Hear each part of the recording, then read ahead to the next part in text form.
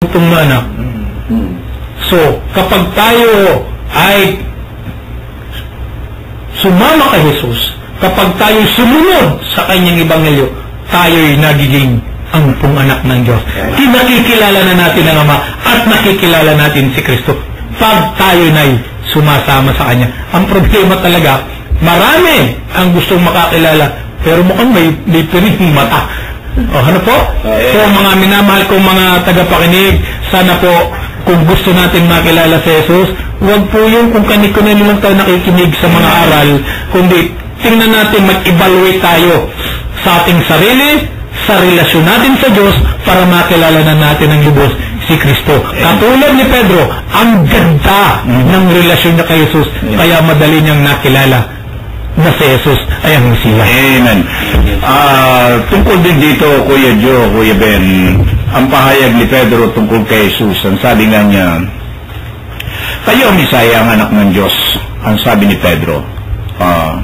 Dito ho sa ibang ebanghelyo, makikita ho natin yung sagutan ng Panginoong Yesus nung sabihin ni Pedro, kayo ang Mesiya, ang anak ng Diyos. Ang sabi ng Panginoong Yesus ikaw ay Pedro, at sa ibabaw ng batong ito'y tinatayo ko ang aking iglesia.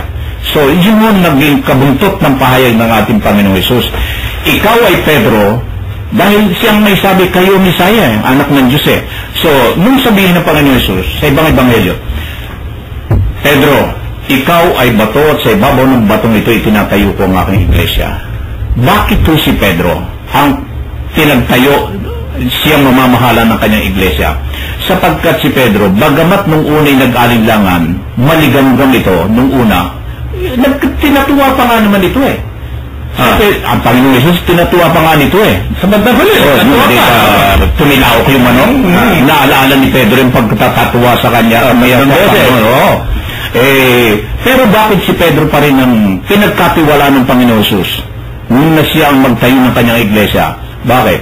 Sapagkat si Pedro, alam niyo si Pedro, ito kahit na pinagtatuan ito ito ang sumubaybay sa Panginoon Ito ang sumubaybay sa Panginoon Inalam niya kung ano nangyayari sa kanyang maestro Kahit na ito'y nagdinay pa naalala niya at buhat na nagsisi siya ng lubusan dito, pinakikita ho sa ating simbahan na ang ating simbahan ay hindi pwedeng ipagkatiwala sa sino-sino malaman na maligamgam. Kaya ang ating simbahan, kita niyo sa Roma, buhat kay Peter hanggang sa pababa ngayon, tuloy-tuloy yun. Bago makapag-elect ng susunod na Papa, buhat kay Pedro, napakasalang-sala ho yan sapagkat ang simbahang iglesia tinayo ng Panginoon ay hindi mo pwedeng ipagkatiwala doon sa hindi nakakakilala ng sasabihin, ikaw ay si Juan Bautista, ikaw si Elias, kayo ay isang propeta. Hindi pwede dyan. Maniligaw. Kaya kinakailangan dyan yung talagang tuwid na kilala mo ang Panginoon. Iyan ang pinili. Kaya kay Pedro J. pinamana yung kanyang iglesia.